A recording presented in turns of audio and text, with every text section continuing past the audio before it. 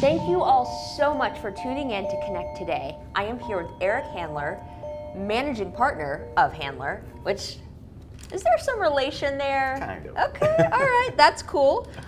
Tell everybody watching about Handler. Absolutely. Well, Handler was started by my father, actually. So we're a second generation business in Love it. 1977. We're actually the oldest running search firm here in Atlanta. Wow. 41 years, we've done close to 3,000 searches during the time that we've been here. Wow, Yeah. that's so great. I mean, like, you know, your family has been instrumental in helping to grow and stimulate the economy and support families and. Yeah, it's been pretty amazing to see the transition that's happened over these last 41 years. We certainly never thought when my father started Handler that Atlanta would turn into the city that it was, that it is today. Right? That's for sure. It's so cool. It's so cool what you can do, and you don't have to leave. That's right. You can do it right here. That's right. Man, that's great. Thank you so much for all that you're doing. I hear, you know, whenever I tell people I'm going to have Eric Handler in, they're like, oh yeah, job seekers. Talk about that. Tell everybody what Job Seekers is. Sure. Well, Job Seekers is a group that was started back in the early 90s with one of the downturns of the recession. And so with that came a lot of folks that were just looking for some advice. And a group of folks got together, they started meeting, and one thing led to another, and now Atlanta is this huge networking town. Yes. And Job Seekers is a group that's been getting together for a long time. 3CI has actually been a sponsor of Job Seekers for a number of years, and it's a passion that I have to help those that are in transition. So we meet once a week on Friday mornings from 7:30 to 9:30 to kind of help those along find a great next career, because we know a great career equals a great job.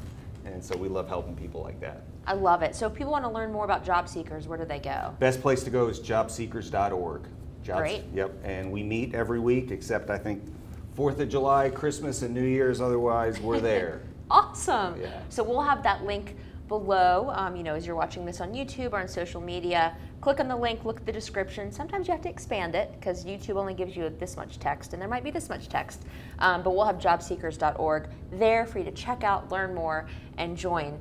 Eric is awesome, you guys, because he came with notes. And because I'm digital, you know, this is a tech show, I have them on my phone. So I'm not being rude. Yes. Just, you know, I'm not like scanning my text. I'm actually referencing the things we want to talk about.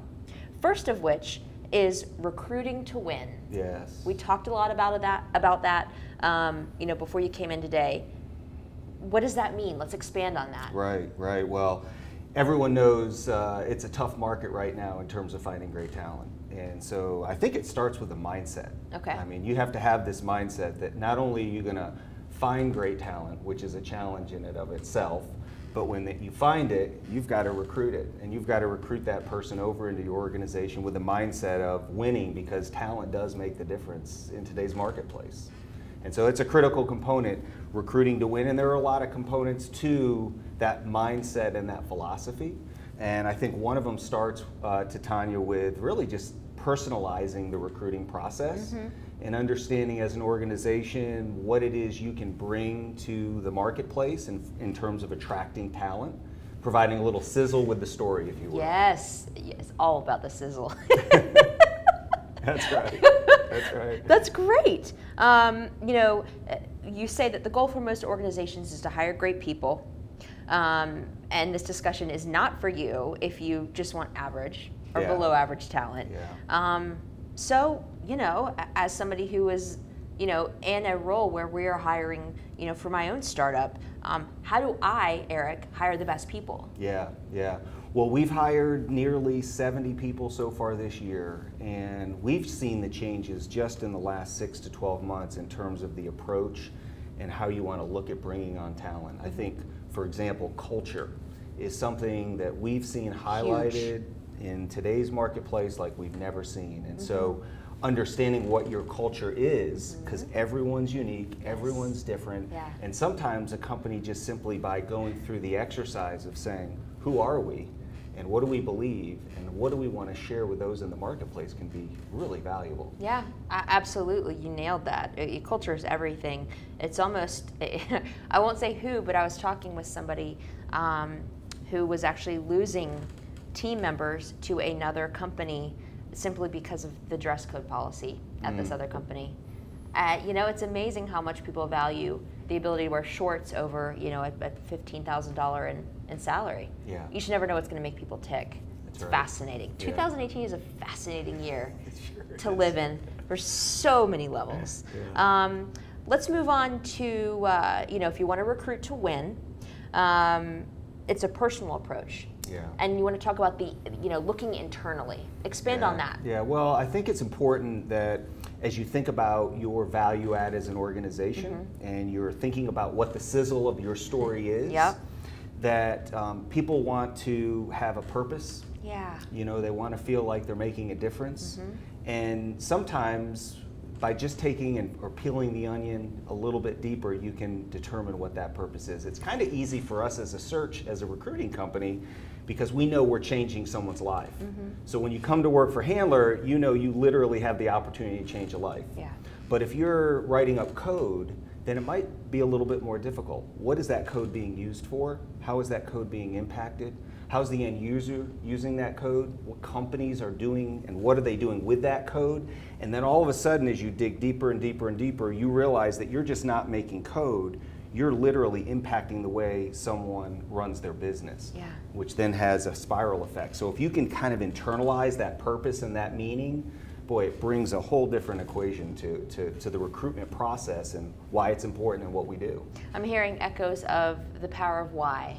Are you, I'm sure. Huge. Yes, Simon Sinek. It's a book I love to share with people I care about and share his YouTube videos because it starts with why, just like the title of his book.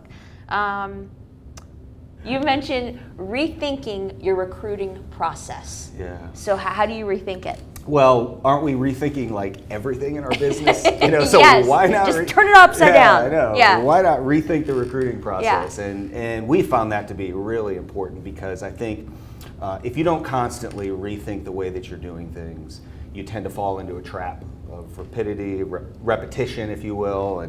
And so in our blog post coming up this month, we talk about what Zappos did. And they completely got rid of their job posting process. And someone might be thinking, what? What? Well, I might not have the awareness of a Zappos, so I can't necessarily do that. But think about the implications of saying, hey, we're no longer going to advertise. And so what we're talking about, and when I say rethink, it's look at how you're doing it today, and do you still need to do it the same way? Because there may be some opportunities to improve. Wow, and when does that blog post drop? Like I can't. Yeah, pretty soon, July. Oh my gosh! Yeah, oh my gosh! I can't wait to read it. And people who want to read it, go to handler.com. Yep, they can check it out there. Great, yeah. Handler.com. We'll have that link in the description below too, because I mean, I can't wait to see what Zappos is doing now and why they decided to do that. It's great. I love case studies. Yeah. That was my favorite thing about college was getting real feedback of companies that had, you know, not always made the best choices, right? But they learned from their mistakes. They shifted, they did things differently, they did things that nobody else had ever seen or done, and excelled as a result. So super cool. Yeah. You have some notes here. Again, like I love notes, I love to reference them. Post and pray, importance of shared values, bad hire versus average hire, proactive recruiting. What do these words mean to you? Yeah, there's so much there. I know, right? It's like, wow, pack it all in. I mean, I think if we stay on this idea and this theme of culture, you know, values and shared values, I think play a huge role in that. And especially as you continue to move up in your career and you become more advanced, it becomes less about your technical skills and more about your interpersonal characteristics. And oftentimes, in fact, I saw some research recently that over 60% of the people move on from their opportunity because they weren't a fit from a culture and personality standpoint. And so I kind of translate that to the way that they were getting work done wasn't in alignment or didn't jive with the culture of the business. And so they were moved out. Yeah. And so I think that if you can, in the recruiting process, I think if you can kind of connect on values and culture, one thing that's really interesting that we're seeing a lot more of is that interviews are not only taking place from the hiring manager, but they're taking a third party, someone outside of that division, outside of that department, and they're putting them into the recruiting process for the exclusive purpose of measuring whether or not they're going to be a culture fit. Has nothing to do with their capabilities of doing the job, but everything to do with their fit into the business, because I think it's becoming more and more important for organizations to really thrive and survive. Wow, wow. There is a lot packed in there. I mean, that's at least 5 blog posts right there, or maybe even a thesis, who knows. Right. You mentioned the five steps to rethink your recruiting process. Can you outline some of those, maybe to give people a little nugget to learn more? Sure. Well, and maybe you can help me through that in terms of your own experiences. Yes, so I can do that. I think step 1 is, and these 5 steps are super obvious, and sometimes it's the super obvious that we need to redo, right? Okay, pause for a minute, because I just want to throw out there, like, it is so easy to make something difficult, to add one more feature, to you know what I mean? It is very difficult to make something simple, and we should all aim to do that, because you know what Apple did? And you know how many of these they've sold? So I'm just saying. Right. Okay, unpause, continue. Yes. So the first step, I think, is look at who is succeeding in your business today. Who are the people that are really making it happen, that are exhibiting the culture, that are exhibiting the values that you want going forward in the organization? Because chances are, if you have 100 people in your business, maybe 60 or 70 of them are, but maybe 20 or 30 of them aren't. So let's focus on the 60 or 70, and what is it about them that makes them special, and why do they do what they do? So ask them, why are you here? Or have you decided to leave in the last 6 months? And if so, why did you decide to stay? Yeah. So that you can begin to understand really what is the special sauce of your organization, because sometimes it's being created and you don't even know it. Or sometimes it's being changed and you don't even know it's changed while the time has gone by. That's key. What's number 2? Number 2 is, let's look at how we found those people. It's simple. Yeah. Were they post and pray? Yeah. Was it from a job posting? And if so, if there were 60 people that represent the values and the culture of your business, then of those 60, how many came from what source? So really evaluate the sources of where you found people. And this is going to be unique, I think, for many organizations. One company might be doing it one way and it works really well. And if they heard that, then they might try to duplicate it, but it's not a plug and play, because what might another company do might not work for them. So it's really a personalized approach. Number 3. Number 3 is work on that. I love it. Right? See above notes. Right, work on that. Like, for example, if, you know, this isn't uncommon, but most great hires are from employee referrals. Okay, so totally. On average, most companies have about a 25 to 30% referral rate. What could happen to your business if you enhance the employee referral program and got it to 40 or 50%? And as a search company, you know, you're thinking, why would you do that? If the company's good, then they won't need you. Well, the reality is we do a lot of referral recruiting as well. In fact, it's the only kind of recruiting that we do. And so we recognize the power of that. So identify from those sources what's working and then do more of it. Beautiful.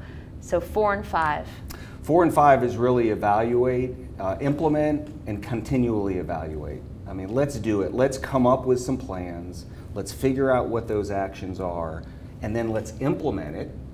But then let's continue to revisit. You know, let's make sure that in 6 to 9 months that we're constantly having kind of the dashboard of metrics in place that allow us to evaluate whether or not we're doing a good job. Yeah, I mean, data is everything, but you know, first and foremost, you've got to go those last 10 yards. So kick it over the field goal. I'm so bad with sports analogies. Is that? Sure, yeah, I'll go with that. Yeah, kick it over the field goal. Take it those last 10 yards. Score a touchdown. Score a touchdown. TD, people. But then look back, reflect, analyze, learn from the data, and then iterate. Eric, this is a cool prop. We don't always have props, but we have a cool prop here. Yep. Talk about this. Yeah, so within our business, we have Search Handler, which is our executive search product, service.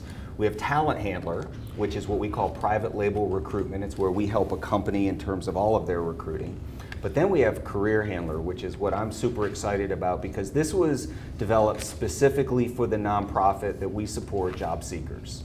And so this is a step-by-step, how do you conduct an effective job search? Okay. Just old dog, new tricks. That's Can we right. zoom in on that for a minute? That's amazing. I'm not going to give away all of this because, you know, but actually you do give this away. We do. We actually. Look at that, people. That's right. If you come to the job seekers meeting, we have scholarships available. We just want people to have the content.